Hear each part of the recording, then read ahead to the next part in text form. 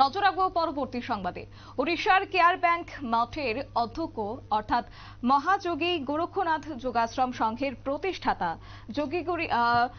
যোগীগুরু মহন্ত স্বামী শিবনাথজি মহারাজের উপস্থিতিতে 26শে ডিসেম্বর কৈলাসহর কামরাঙ্গা বাড়ি অনুষ্ঠিত হল মহারুদ্র যজ্ঞ। সমগ্র অনুষ্ঠানে ভক্তপ্রাণ নাগরিকদের উপস্থিতি ও অংশগ্রহণ ছিল লক্ষণীয়। শিবনাথজি মহারাজ ছাড়াও আজকের এই কর্মসূচিতে উপস্থিত ছিলেন ওনার শিষ্য স্বামী ভক্তিনাথজি। পাশাপাশি মহাযোগী গোরক্ষনাথ যোগাশ্রম সংঘ কৈলাসহর শাখার পক্ষ থেকে সুসজ্জিত বাইক র্যালির মধ্য দিয়ে মহারাজজিকে বরণ করে অনুষ্ঠান স্থলে নিয়ে যাওয়া হয় এবং সেই সঙ্গে উত্তর পূর্বাঞ্চল তথা সারা ভারতবর্ষের নাথ ধর্মের গুরু ও একনিষ্ঠ প্রচারক এবং ওড়িশার কেয়ার ব্যাংক মঠের অধ্যক্ষ শিবনাথজি মহারাজ 1981 সালে ত্রিপুরায় আগরতলায় প্রথম পদার্পণ করেন।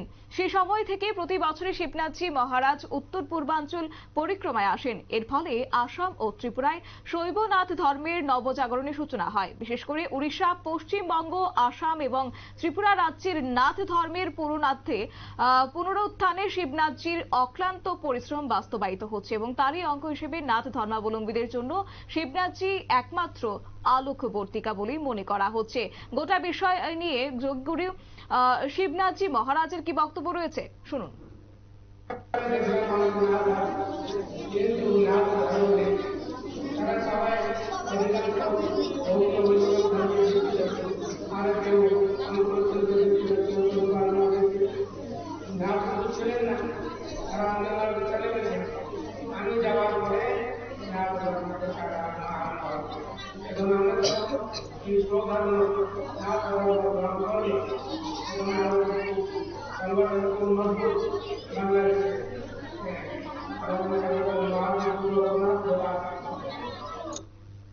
আপনারা শুনলেন মহারাজের বক্তব্য এবং শৈবনাথ ধর্ম প্রচার ও প্রসারে এবছর তিনি রাজ্যে পদার্পণ করেছেন এবং ওনার পৌরোহিত্যে ইতিমধ্যে আগরতলা, খোয়াই, মোহনপুর, বিশালগড়, রানীর বাজার এবং আজ কৈলাসহরের কামরাঙ্গা বাড়িতে মহারুদ্র যজ্ঞ, দীক্ষা ও উপনয়ন কর্মসূচি অনুষ্ঠিত হয়েছে।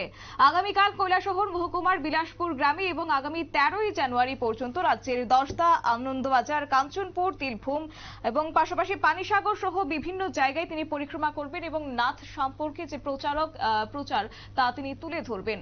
নিয়ে নিচ্ছি ছোট্ট একটি বিজ্ঞাপন বিরতির সঙ্গে থাকুন।